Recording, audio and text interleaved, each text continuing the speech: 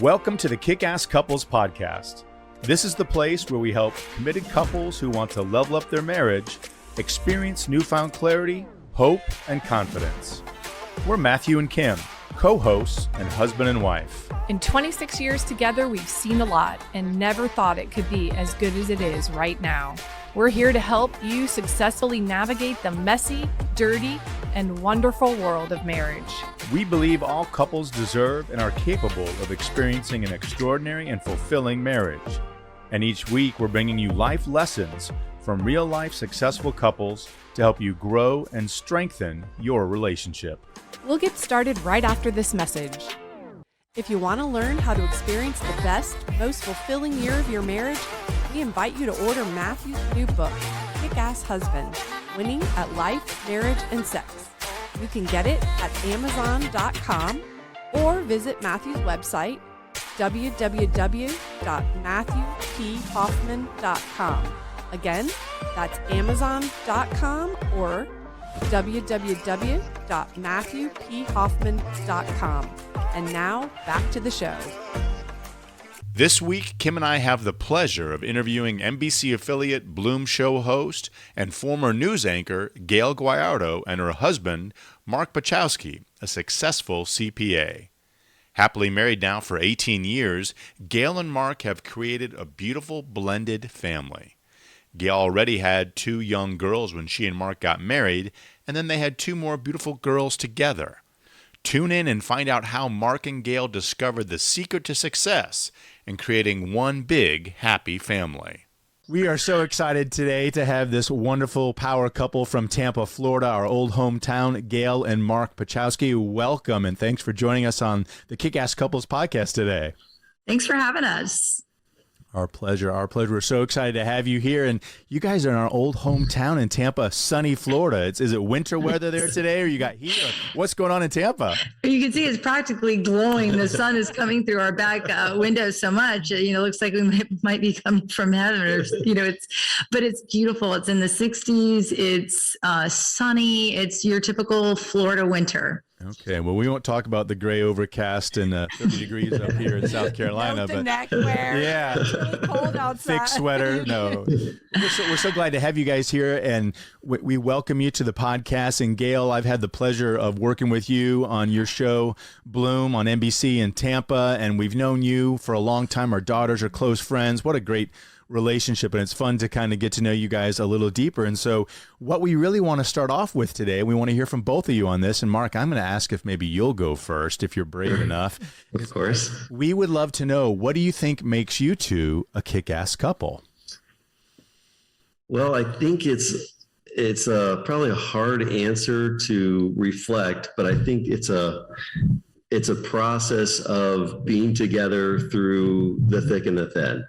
And so we've been married for 18 years.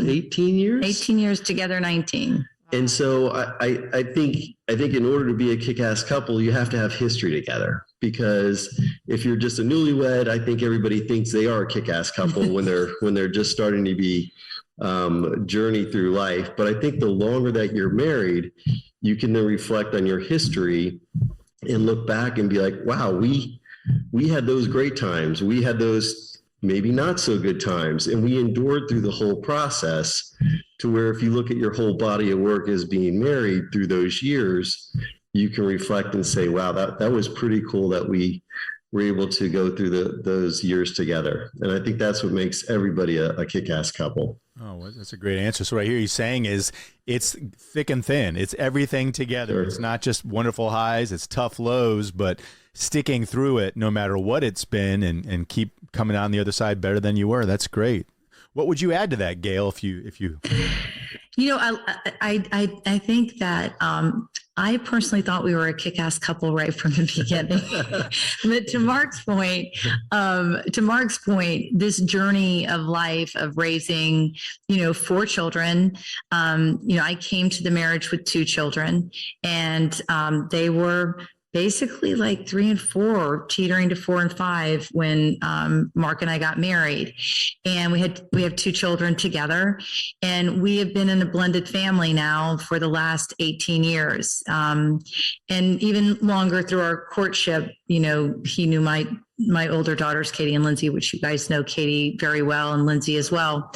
But I just think that the life journeys together, I've never, ever felt alone. That's Marvel. She's chirping in about the marriage too. Yeah. But I've never felt alone, not through the dark times, not through, obviously not through the good times. I've always felt like I've had a rock by me for, this nearly 2-decade journey. And I think that's what makes us a kick-ass couple, because I think we really can count on each other no matter what. We're always there for each other. I love that. I think that's awesome. One of the things that, Mark, that you mentioned was the history of a relationship. And one of the questions that I like to ask couples are about their history, their families of origin, and what love looked like when they were growing up, because I really believe that we bring a lot of what we learned from our past to our present relationships. And so, Mark, what did love look like when you were growing up in your family? So I think I was really fortunate. My parents met at a very young age in Miami, Florida, out of college, or a little bit in college, and they just fell in love and they got married, and they've been together ever since. So it's a little bit of an anomaly, I think, to look at that and say that that's the norm. But we grew up a very wholesome family, loving family, pretty straightforward. As you would expect in those times where, the 70s, the 80s, and, that generation just coming out of the Vietnam War and just starting their life together. And they worked very, very, very hard. I have an older sister, and it was very middle class, work hard ethic, but they were always together. They always loved each other. And even to this day, they're both still alive and they're still going. And it's exactly how they are today as when they were growing up. They just never have wavered through the thick and the thin of it. And they just love each other, and it works. So I was very fortunate to grow up in that environment. How did you see them express love to each other? What did you witness? I don't, as growing up, I think you just witness that they're together and with everything that they do. And I think that you look at that as being, they love each other and they're not fighting. They're not arguing. It was very an easy, I would say, childhood relationship to see them, because it seemed really normal. There was no drama. And so for me, I looked at that and been like, okay, that's normal, because that's what I was used to. But obviously, as we know, different people have different backgrounds, and how they were brought up is very different. And so I would just look at them and think that that's normal, the way that they interact with each other and the way they respect each other. That's what made me think, okay, that's what love is. How about you, Gayle? How was love expressed? So love was expressed very differently than Mark's family. And I'm very close to both of his parents, and they're incredible, wonderful people. And Mark was very close to my parents, who are both now deceased. But my parents were very different. They were met because they come from a very Italian family. We're 3rd generation here in the Tampa Bay area.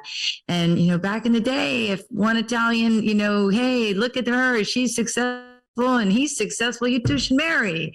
And it was a little bit like that. And my mom was very much like a debutante, and my dad literally was a dairy farmer. And they both had these really great businesses, but they were so different. My mom was a protocol teacher. She taught manners. I'm still trying to figure all that stuff out. And my dad was running the largest dairy farm with his family in West Central Florida. And so they were very different. And in the Italian background, the men are always like, they're in charge, and the women kind of do what they are supposed to do. And they have these very traditional roles. So it wasn't as harmonious growing up. I saw that with my grandparents, but they were much older. But my parents showed love with their fun and their time that they spent together. They loved to dance. I mean, they both took up dancing. They would hang out with us. I mean, it was not like hanging out with two old people. They were so young at heart. And so we saw love. They were very committed grandparents. So they showed love with familia. And when I say like it's hardcore Italian, family was everything to my parents. So while they would quarrel, they would just live and die for their children, their grandchildren, and really each other. I mean, they died a year to the date of each other. One died July 8th, 2016, and one died July 8th, 2017. And so I think they missed each other. And I think their quarreling was their way of communicating. I didn't walk away with that lesson. I did walk away with the lesson of a love for family and a love for life and a love for being with my husband and spending time with him and doing fun things together. That was a big takeaway for me. But as a child, I did not like the arguing and it wasn't the worst, but it just was a lot. It was a lot of tension. And so I just took the good and I just kind of put the what I didn't really enjoy growing up behind me. So you recognized that and you knew in your heart that was just not something you wanted to bring to the relationship. Exactly. Yeah. Exactly. Sure. And it's not to say that Mark and I never fight, but we really don't. We don't like yell and scream at each other. We just, when we get together and we air it out and we say each other's piece and we understand what the other person's saying, and then we try to move on. Yeah. Great. So Gayle, you have a little cheat sheet on Mark, unless you were kind of coaching him, because some of the work we've done together on Bloom, all about the 3 C's. We have 14 pillars, right, that we kind of talk about, and we sent those to you guys, and Gayle, you and I have talked about those before, but we're going to focus a little bit of our next few questions on those 3 C's. And the first of those 3 C's, which we really think is the cornerstone of every relationship, is commitment. So Gayle, I'd love for you to start off and say, what does commitment look like in your relationship with Mark? Commitment with Mark looks like a man that never doesn't show up. He always shows up in every aspect of my life. He shows up as the best husband, friend. He's definitely my best friend. He's the best partner, the best father.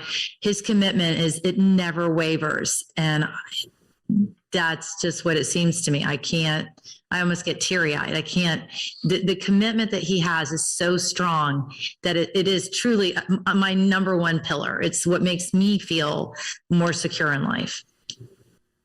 That's great. So you kind of shared a bunch of ways you see it show up in not just your relationship, but in the other roles that he's playing in the relationship that you guys have together.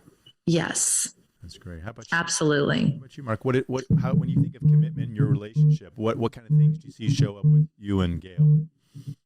So I think the way I look at commitment is you're always there, and Gayle's always there for, not just myself, but we're parents. And so together we're like this united front trying to live our lives the best way that we can. And having a committed partner is they're engaged and they're doing the best that they possibly can with whatever scenario that we're living through in our lives. So I look at Gayle as being 100% committed because she is. And it's I think a feeling also, you either have that feeling that that person is committed, or you got that pit in your stomach that they're not committed. It's just a feeling that I think, of a sense, that you can tell if your partner is committed or not just by that feeling, but then also backing up with actions. And just, I think being present is even more than half the battle. And then in being engaging and loving, all goes through that commitment of, are they engaged? Are they not engaged? And I think, as Gayle said, we've raised 4 daughters. We have to be committed towards each other because we have so much going on. You know, you have careers, you're raising 4 girls. It can be a lot. And so we need to be on a level committed with each other so we can be there for our family. And so you kind of see that day in, day out. And then over a long period of time, it's really easy to be like, yeah, I mean, we're committed to each other because that's what we've done this whole time that we've been together. I love hearing you say that it's all that little actions that make you feel a certain way. And what I think that feeling is that you're feeling, you can tell me if I'm wrong, but it's security, right? Sure. You're feeling security. Sure. You're feeling safe in that relationship because of all the little actions that equate to, I'm safe, I'm secure, this relationship is solid. Absolutely. I mean, you just think of how many things that you have to rely on your partner. I mean, everybody has strengths. And so if you can play to those strengths, then as a couple, you're going to be even more strong together in your marriage. And so, yes, it's always that feeling that if I need her, it's a call, it's a discussion, and she's always going to be there for me. And of course, I'm always going to be there for her. And when it works, it's like a waterfall, and then it just becomes easy because you're engaged, you know issues are going to happen, you solve them, and then you move on. You're never in conflict with each other, and that just makes everything so much easier to deal with. Well said. Yeah, commitment's a verb, right? And Sure. I love what you said. It's a lot of little actions pulled together that build that foundation. Sure. So our next pillar is communication, and that's a big one. And I'm going to ask Gayle to take this one first. But Gayle, tell me a little bit about what communication looks like in your marriage and how you communicate. How do you find the time to communicate? So for me, I don't really have an off switch. When it's up here, it comes out here, at least where Mark is concerned. So if something is going on, I'll literally just go to him. And, to Mark's, just to kind of circle back to what Mark said about the commitment side of him, I come to this relationship. I'm not a very secure person as far as, and that's for probably a whole nother podcast, but just trusting in love has been hard for me over the years. And he's so sensitive to that. And he's so understanding of where that comes rooted from and why it bubbles to the top. So anytime I want to communicate to him, I just know I can say anything and he'll listen. And sometimes, I might not say we might not be on the same page. I can just think of one incident not too long ago that was pretty loud and clear that we were not on the same page, but because I could just go to him and just vomit out every single thing that was running through my head, just say everything and just say it, and just say it till I just couldn't say anything else. And him just sit and listen and be like, okay, I hear what you're saying, but I do not understand what you're saying because this is where I see it from. And he's so clear with his words and his feelings. And I'm like, oh, so basically that was in my head, or I was, so I just think even when the time we can communicate at all times. If I'm not feeling good, I pick up the phone. This happened at work, or I'm not 100% sure I made the right decision on this. I can pick up the phone and call him anytime. He always answers or calls me right back. But even on the bigger ones, like I just mentioned, where I had feelings about something and they were emotional, it's okay. It's okay to trust that you can say something to him and he's not going to stay mad or not talk to me or, turn a cold shoulder to me. Like he just listens and we communicate and we hash it out right then and there. And that's what I love about him most, is just being able to tell him anything. So I hear you saying that he provides a really safe space for you to be vulnerable. Yes, very much so. And I think as a woman, that speaks volumes, right? Because we have to talk it out. We've got to say it. It's got to come out. And when it does, we feel so much better. Yeah. And just being able to do that and know that you're in a space where you are free to say whatever you need to say is, I think, so important. It means everything. Yeah. Yeah. How about you, Mark? Tell me how you communicate with Gayle and what that looks like. So you have this vortex, you're busy with work, you're busy with kids, and there's a lot going on in your lives. How do you find time to communicate with her? So my background is I was a CPA. And so the way my mind works is pretty black and white and problem solving. So, and it kind of goes both ways. And the way I communicate is there's an issue. We need to figure this out. We need to make a decision and we need to move on. So a lot of my communication is a little bit, I don't want to say rigid or dry, but it's more of a problem, solve it, move on. And when she communicates with me, whatever she's trying to describe, my mind is still thinking, okay, what's the problem? How do we solve it? How do we move on?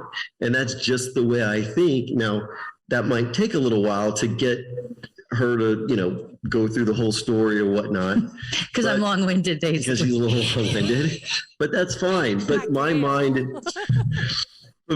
is thinking, okay, if I'm upset, I need to let her know why I'm upset about whatever issue may be, whether it be home or work or whatever, and then figure it out and move on. But that's just the way my mind works.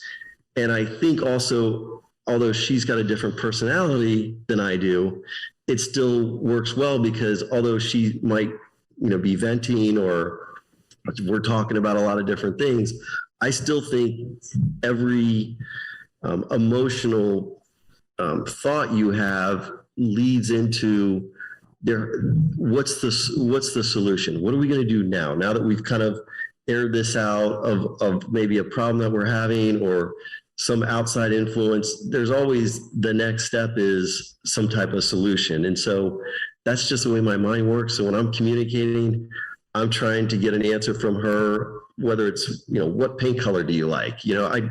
So I'm asking her questions. So to get her opinion, because I want to know the answer and then I want to move on. And so I try to communicate the way I think in my mind. And that's just the way I'm built and structured. So it sounds like you're really direct. Yep. Very direct. And very direct. How does that work for you, Gayle? Do you want him to solve the issues? I do. I mean, he's very logical. He makes a lot of sense. And he is very black and white and I'm very whimsical. And, I like to look at things through the other person's lens and what are they thinking and and Mark is not that way. And so I think, he'll listen to my more woo-woo style of thinking and, because I'll be like, oh, let's look at the spiritual side of this, or let's look at it, just from different angles. And Mark is just black and white. And I think he's now over the course been able to he understands how I think, he understands how my mind works, and he's able to fit it into his columns. And we always seem to find a way out. There's always a way. I love the fact that there's always a solution. And it works. I mean, it's hard to explain, but it's like a blend. Or what I hear also is maybe a third alternative, right? I think a lot of people sometimes get stuck in, hey, this is my narrative, that's your narrative, and who's going to win, or whose narrative are we going to follow? When I hear you talk about blending, it seems like you have both learned how to take the best of what each other has to offer and figure out how do you move forward from there, which is a great respect of a little bit of, you're not giving up of yourself, but you're learning how to respect the style of the person that you're committed to. And that's commendable. And I think it's, that third alternative, right? It's never just A and B. There's always a C or even a D, and you just have to be willing to maybe let go of that agenda. And it sounds like you guys have figured that dance out after just a little while. Yeah, exactly. Exactly. Well, I think it's really easy to get in the weeds with different issues or problems, maybe as a couple.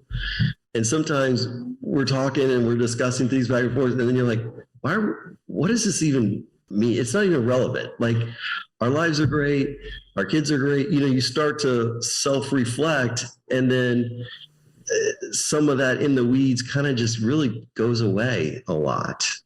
So I know everybody has, challenging things that they have to overcome, but maybe just taking a step back, and we do it, do it all the time, and just be like, well, why is this even like stressing us out? Yeah, we always try to regroup of what we're grateful for in each other, in our lives, of what we've built. And I think once you change it immediate to gratitude, it just, should I go let her out? Whatever you guys want. She can be in. That's Marvel, right? Yes. Yeah, that's Marvel. That's the way Marvel she has to tinkle. Okay, I'll be right back. Give a girl what she needs. Come on. Right. I know that's the other girl that we're a part with the family. So there's a lot of little girls. Another girl. I'm surprised it's a female dog. I really am. Are you? You think these girls would let me get a male dog? Are you kidding? That is the running joke. He's got so many women around him.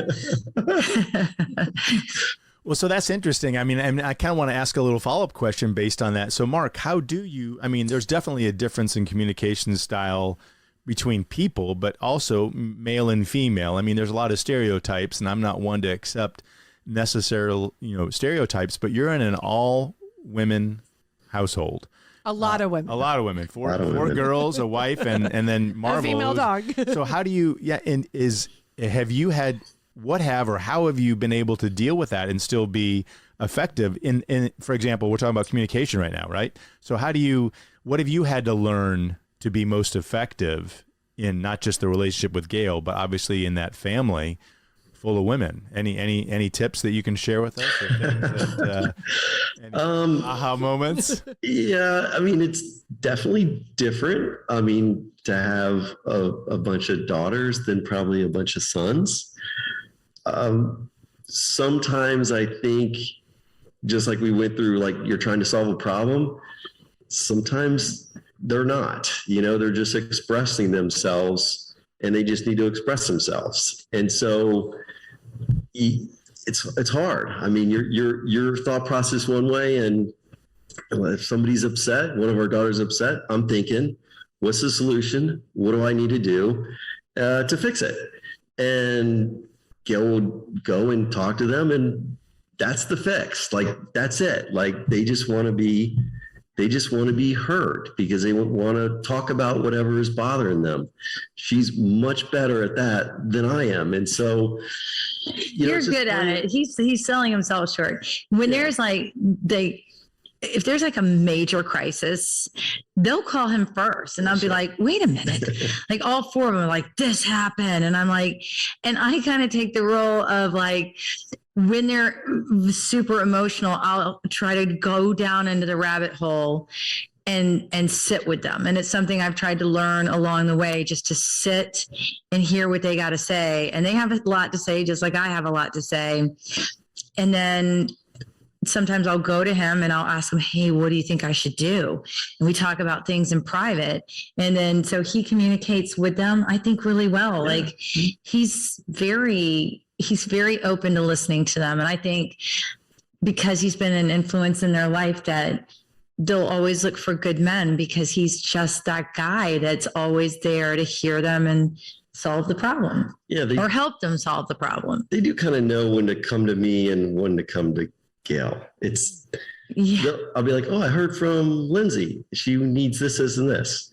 And it's things that I can take care of. And then sometimes she's just going to Gayle. So I guess you just try to balance that. And I mean, obviously every kid has maybe a relationship different with their mother or their father. And so you both want to be involved, but you just want to make sure that whatever parent is the majority of the person involved with whatever situation they're going through, it's the one that they want to talk to, or the one that they can relate the best.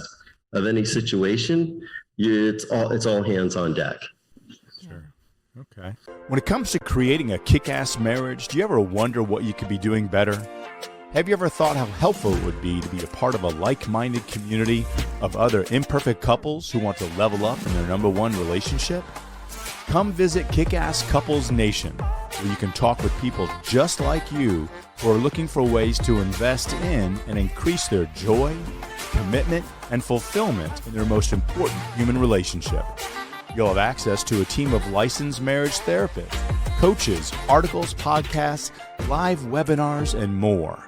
Just visit MatthewPHoffman.com so you can learn more about a community that's ready to help you level up. That's MatthewPHoffman.com so you can become of the growing Kick-Ass Couples Nation right now.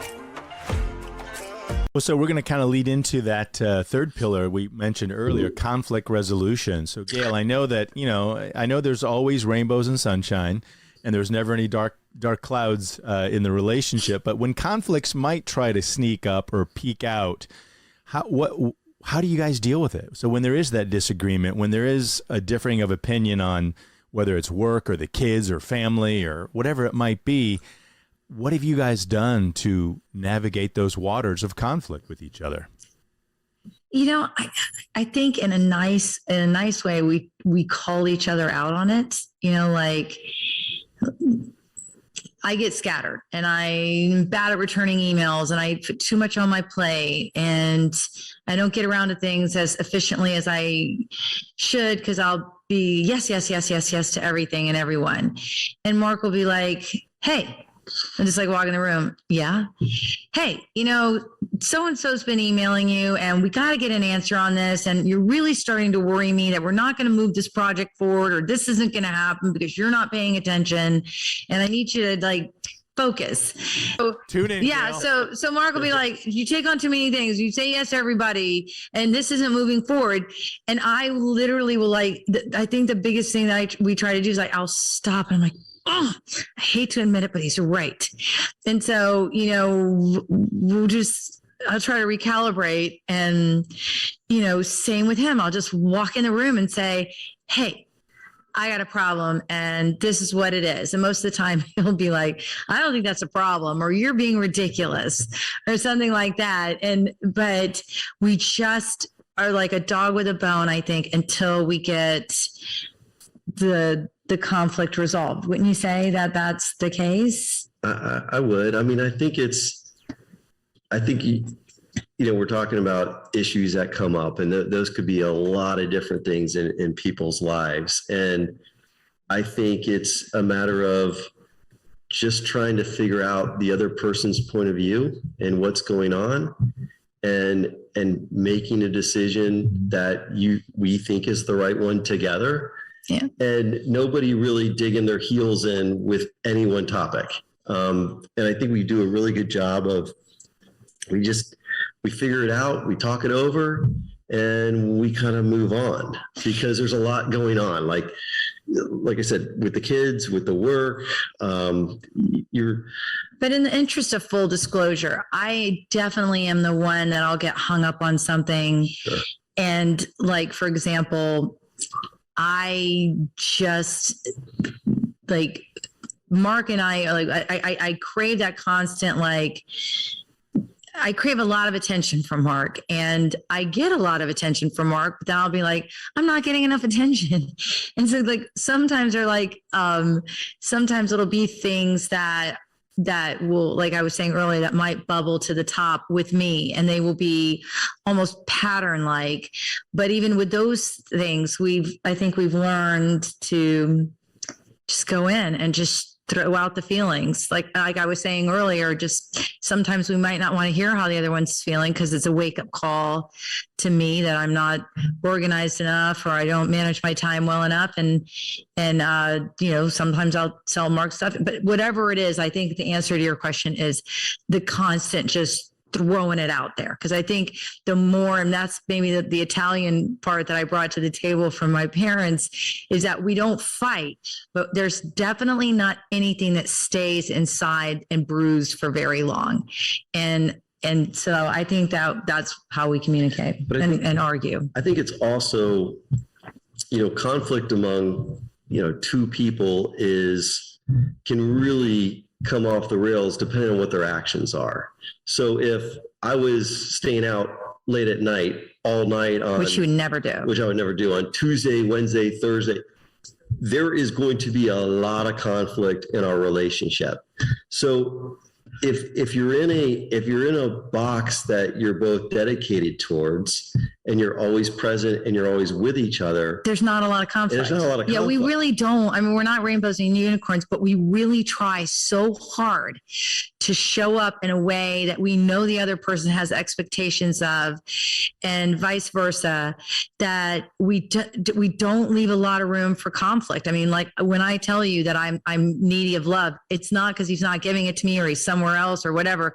That's just back to Gayle's insecurities. But for the most part, I think, I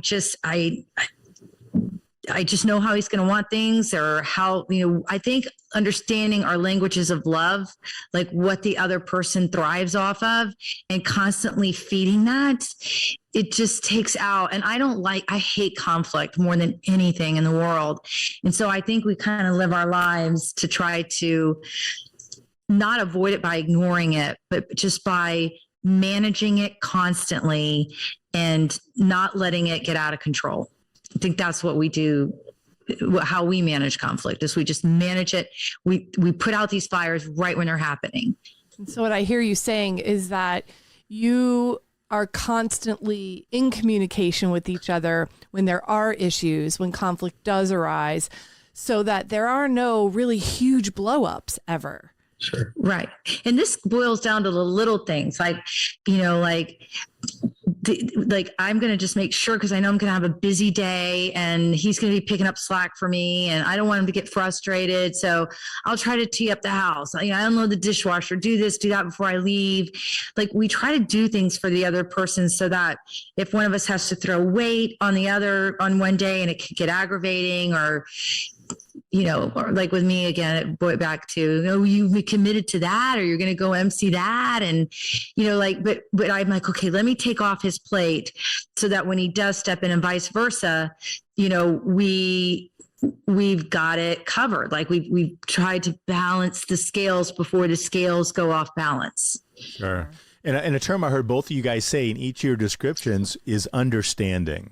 And with conflict, really, Stephen Covey says, seek first to understand. If you don't understand why your partner or your spouse feels that way, or where they're coming from, or what brought them to that point, you're not going to be on the same page. And you both talked about getting the understanding and figuring it out. Why is it important? Why does this bother them? Why is this an issue for them?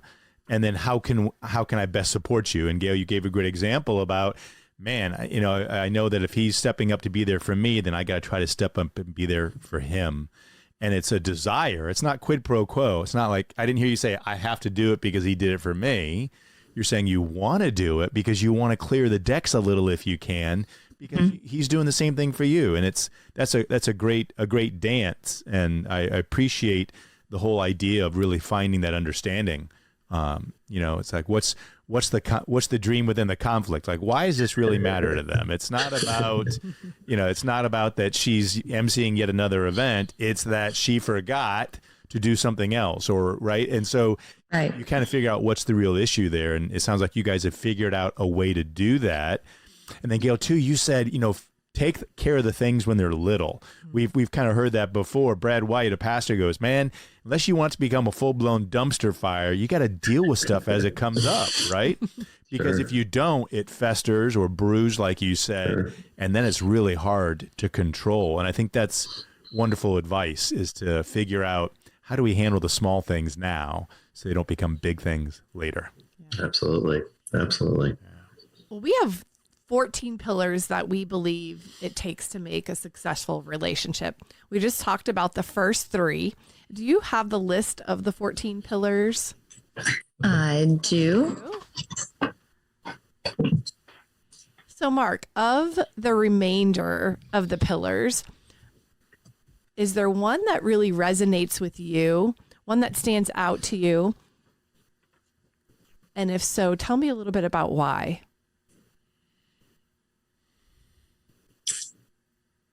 The one I think is what I would consider the most important is trust and honesty. Because if you don't have trust and honesty with somebody that you're married to or you're in a relationship with, the rest I don't believe can happen without trust and honesty. It's almost like it's a foundation, just like a foundation of a house.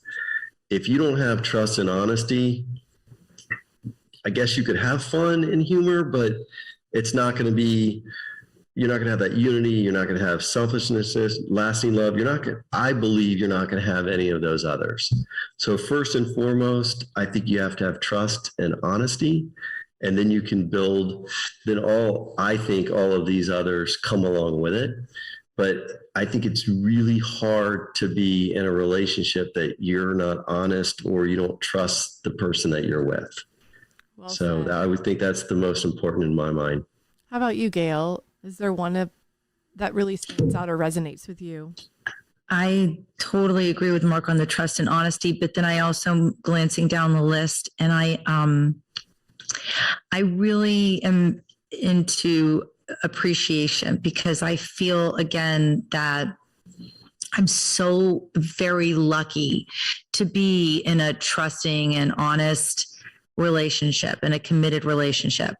And I try to not let a day go by that I don't recognize that.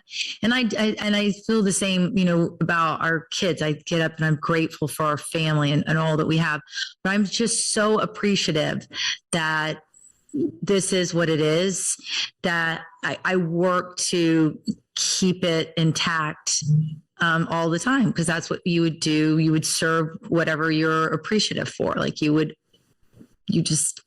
You appreciate it. I think that if you stop appreciating something, then you don't realize how dear it is to your heart and soul. That's awesome. Yeah, well said. I love that.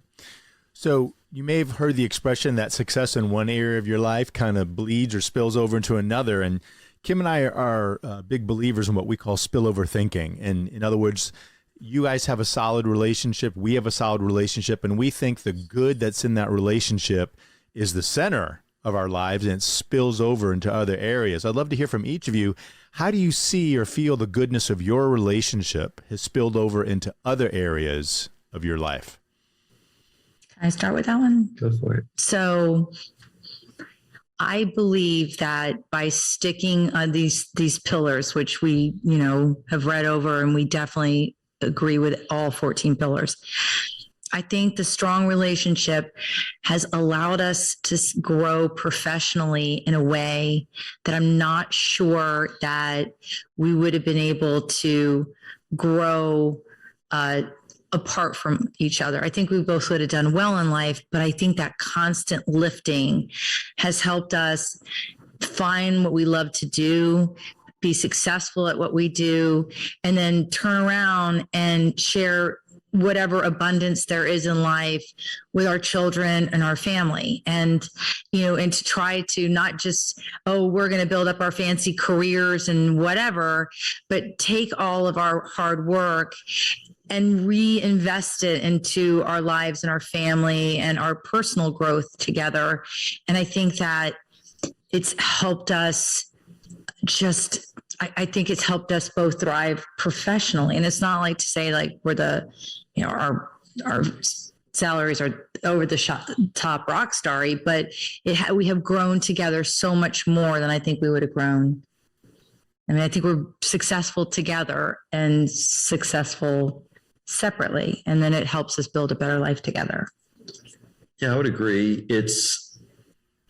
You mentioned the personal life, and we talked a lot about the personal life, but then when you go to work or you're working towards a common goal. So it becomes easier, not the work or just the mindset of, I want to succeed because I have a wife or I have children, I have responsibilities. So when you have, I think, a good marriage, you really want that support, because work is challenging. I mean, everybody is trying to make it through this world, and work is a big part of that. And so if you have a stable home, it just, I believe, puts you in a better mindset to be successful at work.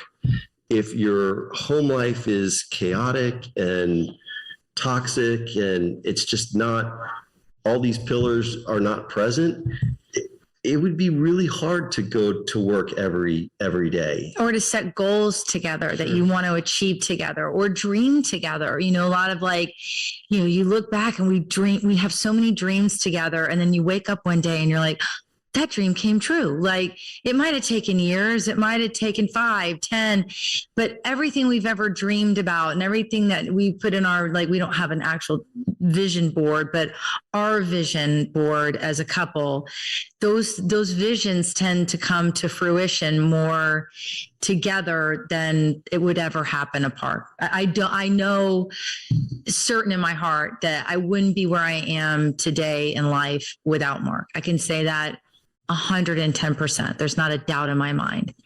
And I hope you feel the same way, because, you know, that I couldn't have done it without him.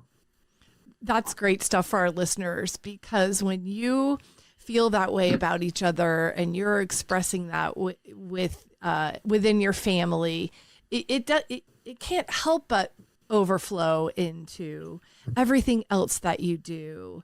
It's infectious that way, right?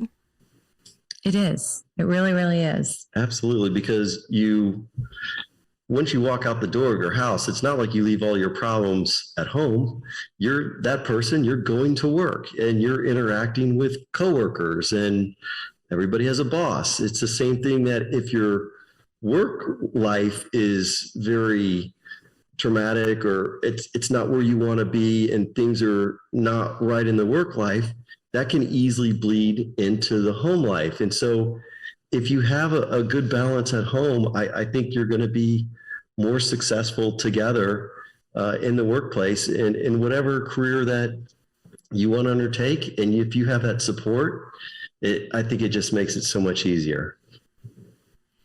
And I also love hearing that you each like to grow and be independent of each other and successful on your own. And then coming together, it just makes it so much stronger or more powerful. Yeah, Absolutely. It does. It Absolutely. does. It does. It definitely does. And, you know, I must call Mark about at least 5-6 times a day. Don't tell my bosses from work, you know, Or mine. or his. We talk, you were asking us earlier, like finding that balance. We do keep that constant, like, even if they're just bites or nuggets of conversations or a text or whatever, it's like the kids even make fun of us. We stay pretty much in communication all day long. Yeah. So that makes it easier to blend our work life love scenario together. Absolutely. All right. I have a fun question for you. And that is, if you, Gayle, had to go back to your unmarried self, put your hands on your shoulders and ask yourself, what would I do differently? What piece of advice could you give to yourself that you would give your unmarried self, knowing what you know right now?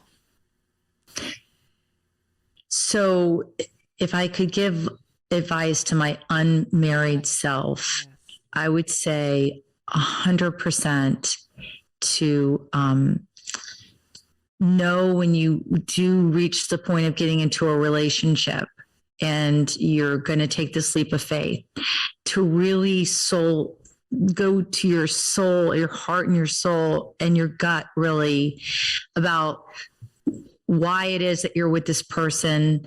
You know, the characteristics, what's important to you, like what's on the paper right here, the 14 pillars. Because if you do it for any other reason than just raw authenticity and genuine love, then it's just not going to work. And, you know, I think anytime somebody has gone through, you know, a breakup in life, you know, you you realize what pain you brought, and the other person, you realize that, you learn from that. But I would just say that if you go into something with the right reasons, and really know that person down to the core, that it's going to be a good life. It's going to be a good life. And if there's any hair standing on the back of your neck, don't do it. Only do it when only make a move when it's the right move to make. Because if not, it'll just be a disaster, and it'll leave you, it leaves a lot of hurt and pain in the wake. Sure. How about you, Mark? If you had to give advice to your unmarried self, what would it be? I probably would go along the vein of just, marriage is supposedly supposed to be a lifetime commitment.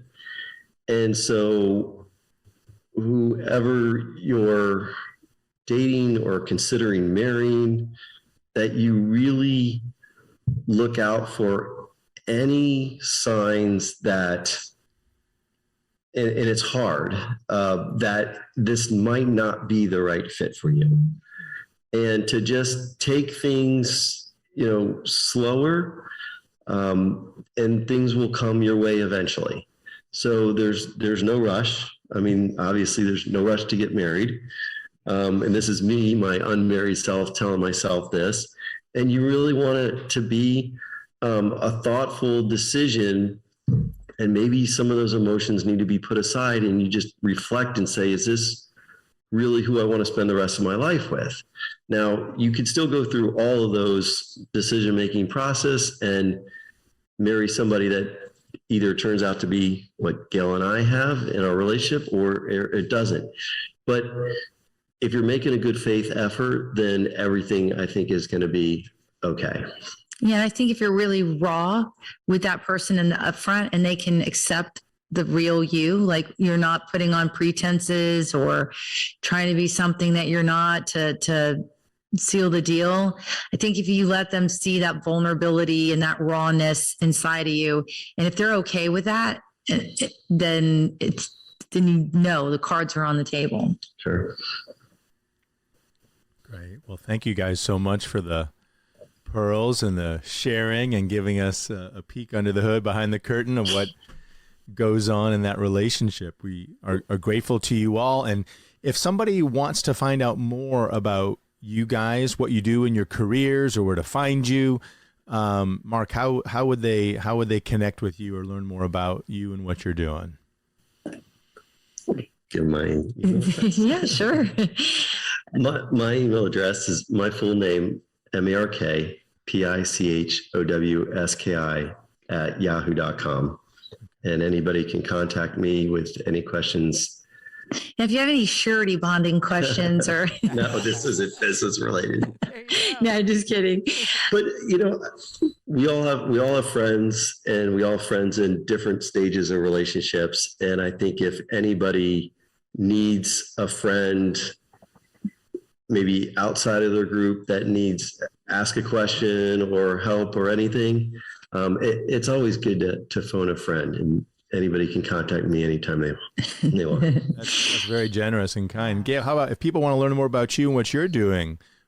So my married name is Pichowski, but before my maiden name, which is when I started my career, is Guyardo, and they cut all the vowels out of my long Italian name, so it's easy to find. It's like like a Guyardo, so it's Guyardo. My first name Gayle, Gayle, and that's where I am on all social media. And I hope I do a health and wellness show, and if anybody, Matthew's been on several times, and we've been exposing all the great things that Kim and Matt, do, and so if anybody has stories, I'd love to share them. We connect via Zoom. We connect here in person in Tampa. So we'd love to meet anyone that has anything to do with overall health and wellness, because that can be relationships, money, your body. It could be anything. So definitely look me up.